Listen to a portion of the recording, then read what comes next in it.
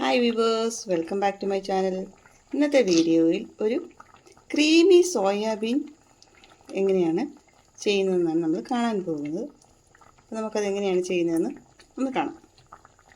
ആദ്യമേ തന്നെ നമ്മൾ സോയാബീൻ എടുത്തു. ഇങ്ങനൊരു പാത്രത്തിലേക്ക് 200 ഗ്രാം സോയാബീൻ ഉണ്ട്.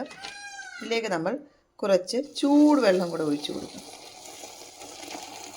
അപ്പോൾ ഈ ചൂടുവെള്ളത്തിൽ ഇങ്ങനെ സോക്ക് ചെയ്തിട്ടാൽ നല്ലതുപോലെ സോയാബീൻ സോഫ്റ്റാക്കി കിട്ടും. ഇനി ഇതൊരു 6-7 മണിക്കൂർ ഇതിങ്ങനെ ചൂടുവെള്ളത്തിൽ കിടക്കാം. അപ്പോൾ നമ്മൾ ചൂടുവെള്ളത്തിൽ സോക്ക് ചെയ്ത സോയാബീനെ നല്ലതുപോലെ ഞാൻ കഴുകി പിഴിഞ്ഞെടുത്തിട്ടുണ്ട്. അതിലെ വെള്ളമൊക്കെ ഏറെക്കുറെ പിഴിഞ്ഞ് കളഞ്ഞു. ഒരു 5-6 തവണ നമ്മൾ വെള്ളത്തിൽ കഴുകാം. അതിനൊരു സോപ്പ് പോലെ പതയൊക്കെ ഇല്ലേ, അതെല്ലാം നല്ലതുപോലെ പോകണം. അതിന് ഞാനൊരു 5-6 തവണ കഴുകി വൃത്തിയാക്കി എടുത്ത് വെച്ചിട്ടുണ്ട്. ഇനി ഇതിലേക്ക് നമുക്ക് 2 സവാള ഉള്ളി സ്ലൈസ് ആക്കിയത് വേണം. അത് ഒരു വലുതും ഒരു മീഡിയം സൈസ് സവാള ഉള്ളിയാണ് ഞാനിപ്പോൾ എടുത്തിരിക്കുന്നത്. ഞാൻ 2-3 ടൊമാറ്റോ എടുത്തിട്ടുണ്ട്. ഇതിനെ ബോയിൽ ചെയ്തിട്ട് അതിൻ്റെ തൊലി എടുത്ത് അത് പേസ്റ്റ് ആക്കിയിട്ട് നമുക്ക് ഇതിൽ കറിയിൽ ചേർക്കാനുണ്ട്. കുറച്ച് കാഷ്യൂ നട്ട് കൂടി എടുത്തിട്ടുണ്ട്. ഇതിനെ നമുക്ക് ചൂടുവെള്ളത്തിലൊന്ന് കുതിർത്തെടുക്കണം. ഞാനിപ്പോൾ ഗ്യാസ് കത്തിച്ച് നമ്മുടെ ടൊമാറ്റോ ബോയിൽ ചെയ്യാൻ വെച്ചിട്ടുണ്ട്. ഇപ്പം നമ്മുടെ സവാള ഉള്ളി ഞാൻ ഗ്യാസിൽ വെച്ചിട്ടുണ്ട്. ഇത് നമുക്ക് എണ്ണയിലൊന്ന് ചെറുതായി ഒന്ന് ബ്രൗൺ നിറം ആകുന്നത് വരെ ഒന്ന് വഴറ്റിയെടുക്കാവുന്നതാണ്. അതിനുശേഷം ഗ്യാസ് ഓഫ് ചെയ്യാം. ഇതായപ്പോൾ നമ്മുടെ സവാള ഉള്ളി ബ്രൗൺ നിറമായിട്ടുണ്ട്. ഈ സമയത്ത് നമുക്ക് ഗ്യാസ് ഓഫ് ചെയ്ത് കൊടുക്കാം. നമ്മൾ ബോയിൽ ചെയ്യാൻ വെച്ച ടൊമാറ്റോ അതുപോലെ നല്ലതുപോലെ തൊലിയെല്ലാം ഇളകി വന്നിട്ടുണ്ട്. ടൊമാറ്റോയും നമുക്ക് ഗ്യാസ് ഓഫ് ചെയ്ത് തണുക്കാൻ അനുവദിക്കാം. അടുത്തതായിട്ട് ഗ്യാസ് ഓൺ ചെയ്ത് നമ്മുടെ ചട്ടി അടുപ്പത്ത് വെച്ച് കൊടുക്കാം. ഞാൻ മൺചട്ടിയാണ് എന്നെടുത്തിരിക്കുന്നത്. ഇനി ഞാൻ ചട്ടിയിലേക്ക് ബട്ടർ ഇട്ട് കൊടുക്കുകയാണ്. അതിൻ്റെ കൂടെ തന്നെ കുറച്ച് ഓയിൽ കൂടി ഒഴിച്ചു കൊടുക്കാം. ഞാൻ കോക്കനട്ട് ഓയിലാണ് ഒഴിച്ചു കൊടുക്കുന്നത്.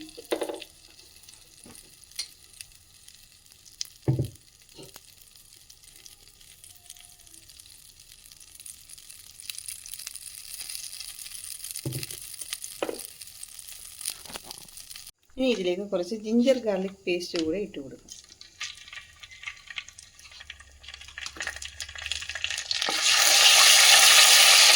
ഇനി ഇതിലേക്ക് നമ്മൾ കഴുകി വൃത്തിയാക്കി വെച്ചിരിക്കും നമ്മുടെ സോയാബീൻ ഇട്ട് കൊടുക്കാം.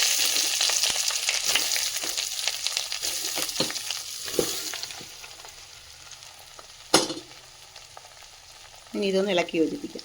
ഇതിലേക്ക് കുറച്ച് മഞ്ഞൾപ്പൊടി കൂടി ചേർത്ത് ഇളക്കി കൊടുക്കും. ഇപ്പോൾ 1 സ്പൂൺ മഞ്ഞൾപ്പൊടിയുണ്ട്. ഇത് നന്നായിട്ടൊന്ന് ഇളക്കി യോജിപ്പിക്കണം.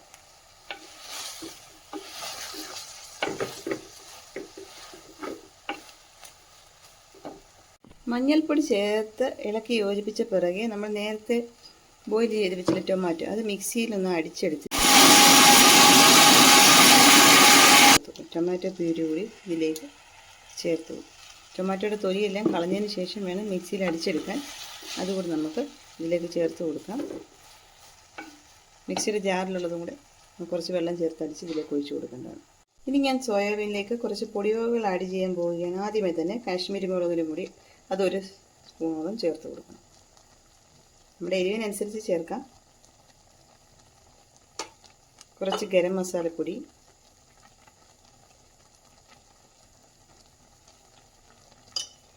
കുറച്ച് ജീരകം വറുത്ത് പൊടിച്ചത്,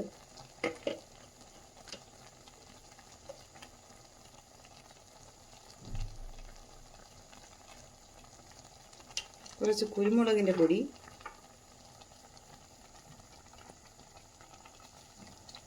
ഇതെല്ലാം കൂടെ നമുക്ക് ഒന്ന് ഇളക്കി യോജിപ്പിച്ച് കുറച്ച് നേരം ഈ ചട്ടി ഒന്ന് അടച്ച് വെച്ച് വേവിക്കും. കുറച്ച് ഉപ്പ് പൊടി കൂടെ ചേർത്ത് കൊടുക്കണം.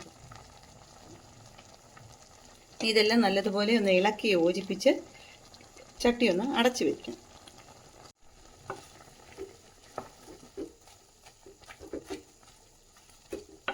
നല്ലതുപോലെ പൊടിവകകളെല്ലാം ഒന്ന് മിക്സ് ആവട്ടെ. ഇനി നമുക്കിതൊന്ന് അടച്ച് വെച്ച് ചെറിയ തീയിൽ നിന്ന് വേവിച്ചെടുക്കും. അതായത് നമ്മൾ ചേർത്ത പൊടികളെല്ലാം ഏറെക്കുറെ സോയാബീന് പിടിച്ചിട്ടുണ്ട്. ഫുള്ളായിട്ട് പിടിച്ചെന്ന് നമുക്ക് പറയാൻ പറ്റില്ല. ഇനി ഞാൻ ഈ നേരത്തെ കുതിർത്ത് വെച്ച കാഷ്യൂ നട്ടും ബ്രൗൺ നിറമാക്കി വഴറ്റിയെടുത്ത ഒനിയനും കൂടെ മിക്സിയുടെ ജാറിലേക്ക് ഇട്ട് നല്ല പേസ്റ്റ് രൂപത്തിൽ ഒന്ന് അരച്ചെടുക്കണം.